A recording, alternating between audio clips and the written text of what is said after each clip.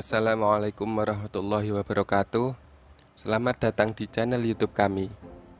Berikut adalah kisah Nabi Sulaiman membangun stadion emas puluhan kilometer dan mendatangkan naga air.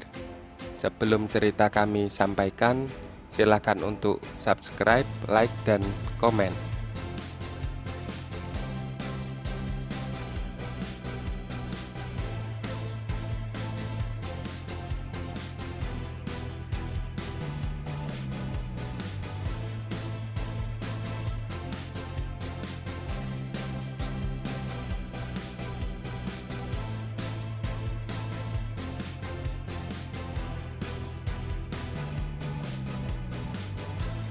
Dialah Bilqis binti Syarohil, Ratu Kabilah Saba, seorang ratu agung dari tanah Yaman yang bahkan singgasana untuk duduknya saja konon memiliki tinggi lebih dari 14 meter dan panjang serta lebar lebih dari 37 dan 18 meter, dan itu pun berbahan emas dan perak serta bertabur permata pilihan. Namun yang disayangkan di sini, yang disembah bersama kaumnya adalah matahari.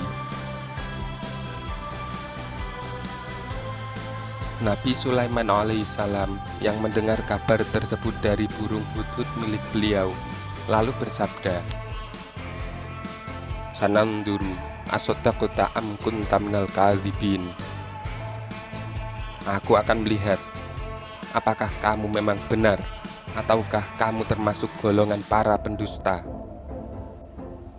Setelah menyegarkan diri dengan air, wudhu dan sholat, kemudian beliau menulis surat yang berisi, "Dari hamba Allah, Sulaiman bin Dawud, kepada Bilqis, Ratu Saba. Bismillahirrahmanirrahim. Keselamatan semoga tercurah kepada orang yang mengikuti petunjuk. Amma ba'du, maka janganlah kalian semua sombong atasku, dan datanglah kalian semua kepadaku sebagai muslim."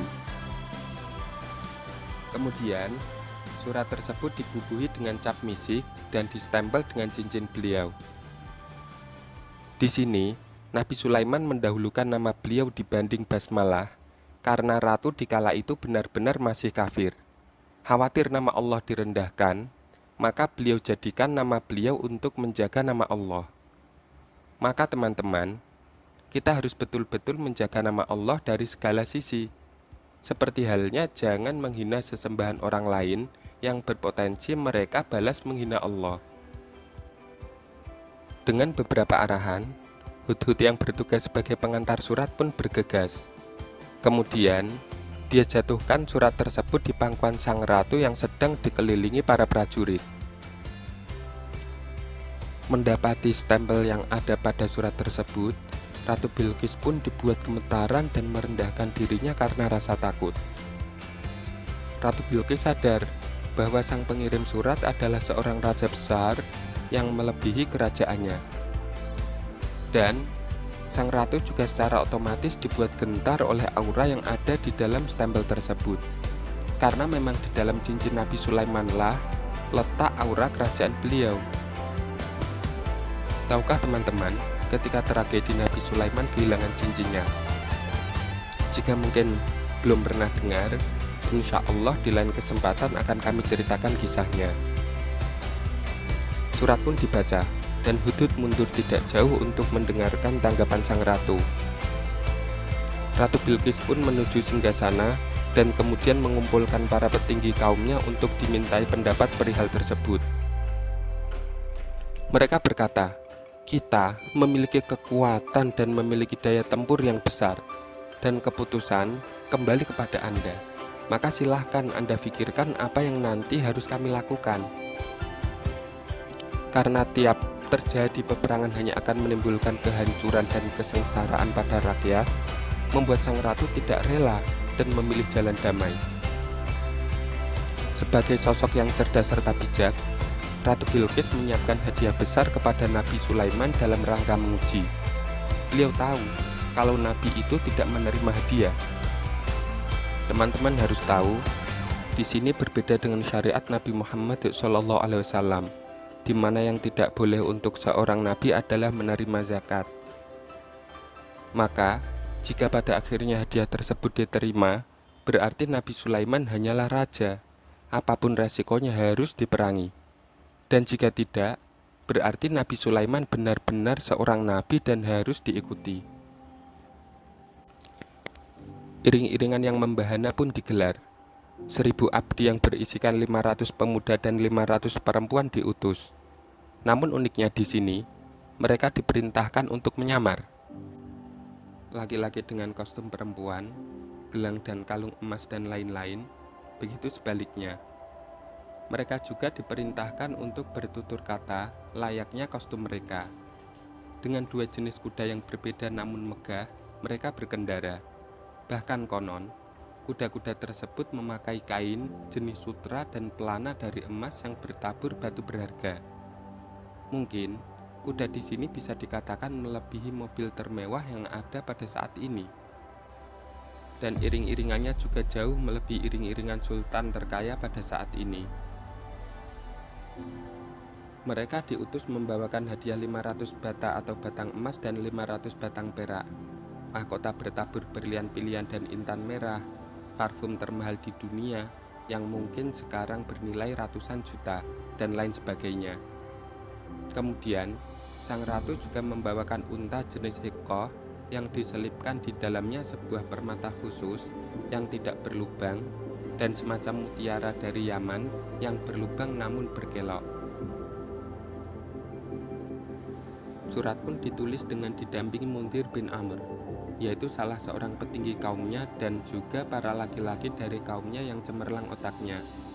Surat itu berisikan perihal hadiah dan ujian untuk meyakinkan sang ratu akan kenabian Nabi Sulaiman.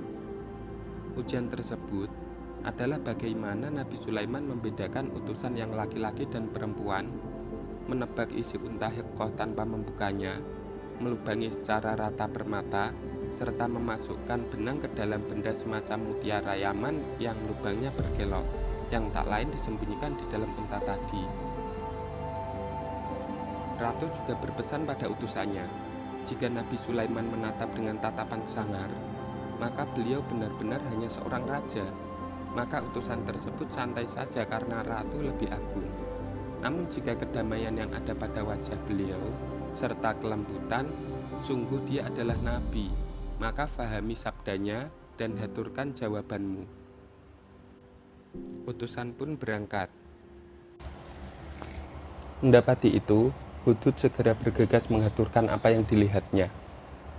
Tidak tinggal diam, Nabi Sulaiman memerintahkan bangsa jin untuk mencetak batu bata dari emas dan perak. Setelah itu, mereka diperintah membuat sebuah lapangan dimulai dari tempat beliau berada sampai kisaran 9 farsakh.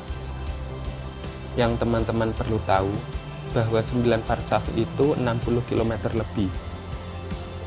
Dan lebih hebatnya lagi, lapangan tersebut diselimuti penuh dengan bata dari emas dan perak yang diambilkan dari hasil cetakan tadi. Juga lapangan tersebut dilengkapi dengan tembok berbahan emas perak yang menjulang tinggi di sekelilingnya. Kemudian sang nabi bertanya, manakah hewan-hewan darat dan laut yang terbaik?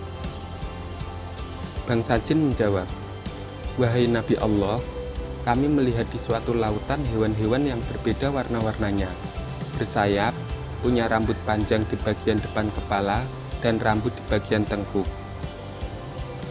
Nabi Sulaiman pun tertarik, dan setelah didatangkan, beliau memerintahkan mereka untuk mengikat dan memberi makan hewan tersebut di kanan kiri lapangan, yang tentunya di atas batangan emas dan perak yang merupakan aspal lapangan tersebut. Beliau juga memerintahkan anak-anak bangsa jin tadi untuk berkumpul. Dan setelah mereka berkumpul, yang tentunya dalam jumlah besar, mereka ditempatkan di kanan kiri lapangan. Kemudian sang nabi duduk di singgasana beliau diiringi 4000 kursi di kanan kiri beliau. Nabi Sulaiman memerintahkan bangsa jin, manusia, syaiton, hewan liar, hewan buas, dan burung. Maka mereka berbaris puluhan kilometer dari kanan dan kiri sang nabi. Ketika rombongan dari pihak ratu sudah dekat dari lapangan dan menyaksikan kerajaan Nabi Sulaiman, Secara otomatis mereka juga melihat hewan-hewan yang tidak pernah mereka lihat dibiarkan memakai batangan emas dan perak hanya untuk tempat ee. Maka ciutlah nyali mereka, dan mereka pun meletakkan hadiah yang mereka bawa. Dan perlu teman-teman ketahui bahwa Nabi Sulaiman tidak pernah menginginkan kemegahan yang seperti itu. Abdullah bin Abbas al-Mufassir berkata, Sulaiman bin Dawud alaihissalam disuruh memilih antara ilmu, harta, dan kerajaan. Kemudian beliau memilih ilmu, maka beliau dianugerahi harta dan kerajaan yang menyertai ilmu. Diriwayatkan, ketika para utusan menatap para syaiton, ada sesuatu yang membuat mereka ketakutan dan kaget. Namun golongan syaiton berkata, "Lewatlah kalian, kalian tidak akan diapa-apakan." Mereka pun melewati prajurit besar dari kelompok manusia, jin, dan lain-lain sampai berada di hadapan Nabi Sulaiman. Namun kengerian yang mereka rasakan dari para bawahan sang Nabi justru tidak dirasakan di sini, karena sang Nabi menatap mereka dengan pandangan yang penuh kedamaian, serta menyejukkan sebagaimana pandangan khas seorang Nabi yang diceritakan Ratu Bilqis. Dan setelah mereka ditanya, pimpinan mereka pun menjelaskan maksud kedatangan mereka dan menghaturkan surat dari sang ratu. Satu persatu apa yang diminta ratu di dalam surat tersebut diwujudkan sang nabi, dan hadiah pun ditolak oleh beliau. Allah berfirman di dalam surah An-Naml ayat 36 dan 37 yang artinya, maka ketika utusan ratu mendatangi Sulaiman, maka Sulaiman bertanya, "Apa kalian memberikan pertolongan kepadaku dengan harta? Maka apa yang Allah berikan kepadaku lebih baik dari apa yang Allah berikan kepada kalian. Bahkan kalian dengan hadiah kalian merasa senang. Kembalilah kepada kaum Saba, maka sungguh aku akan benar-benar mendatangi orang Saba dengan bala tentara yang tak sanggup mereka hadapi. Dan sungguh aku akan benar-benar mengusir mereka dari Saba dalam keadaan hina. Mereka adalah orang yang hina."